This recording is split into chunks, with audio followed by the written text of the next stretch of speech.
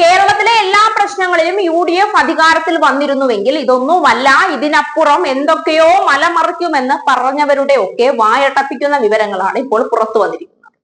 സാമ്പത്തിക വർഷം അവസാനിക്കാൻ ഒരു ദിവസം മാത്രം ശേഷിക്കവേ പദ്ധതി തുക ചെലവഴിച്ചതിൽ ഏറ്റവും പിന്നിൽ UDF തദ്ദേശ സ്ഥാപനങ്ങളാണ്.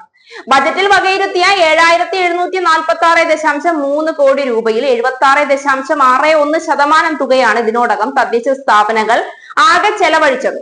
കോർപ്പറേഷനുകളിൽ UDF ഭരിക്കുന്ന ഏക കോർപ്പറേഷനായ കണ്ണൂരാണ് ഏറ്റവും പിന്നിൽ. 57.47% തുക മാത്രമാണ് വിവിധ വികസന പ്രവർത്തനങ്ങൾക്കും പദ്ധതികൾക്കുമായി ചെലവഴിച്ചത്.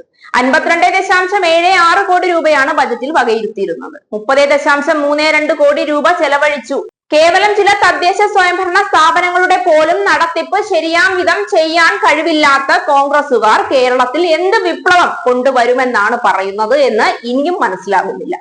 10 വർഷം കിട്ടിയില്ലേ?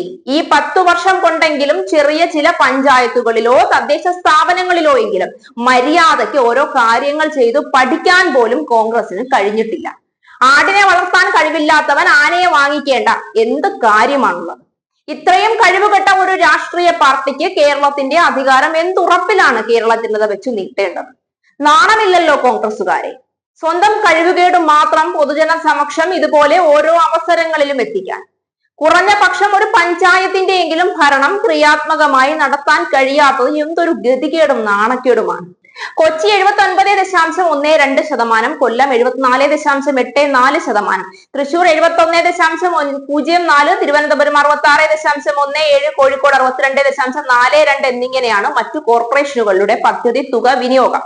മുനിസിപ്പാലിറ്റികളിൽ ഏറ്റവും പിന്നിൽ UDFന്റെ കാസർഗോഡ് മുനിസിപ്പാലിറ്റിയാണ്. ബജറ്റിൽ വകയിരുത്തിയതിന്റെ പകുതി തുക പോലും ചെലവഴിച്ചിട്ടില്ല. 12.01 കോടി രൂപയിൽ 35.14% തുക മാത്രമാണ് ചെലവഴിച്ചത്.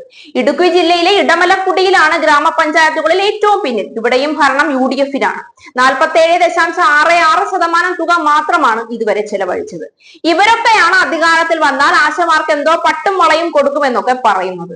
കോൺഗ്രസുകാരുടെ ഈ കഴിവേട് തന്നെയാണ് കേരളത്തിൽ ഇടതുപക്ഷത്തിന് ഇത്രയേറെ ജനപിന്തുണ നേടിക്കൊടുത്തത് എന്നത് മറ്റൊരു വശമാണ്. ഓരോ കോർപ്പറേഷന്റെയും വികസനത്തിന് വേണ്ടി ഇത്രയേറെ പണം ഉണ്ടായിട്ടും അത് ചെലവഴിച്ച് സംസ്ഥാനത്തിന്റെ വികസനത്തിന് കൂടെ നിൽക്കാൻ കഴിയാതെ പോയത് എന്തൊരു കഴിവുകെട്ട ഭരണമായി പോയി കോൺഗ്രസുകാരെ.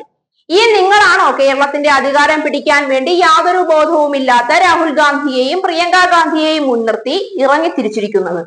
ഈ നിങ്ങളാണോ BJPയുടെ കൂട്ടുപിടിച്ച് കേരളത്തിൽ അധികാരം പിടിക്കാമെന്ന് വ്യാമോഹിക്കുന്നത്?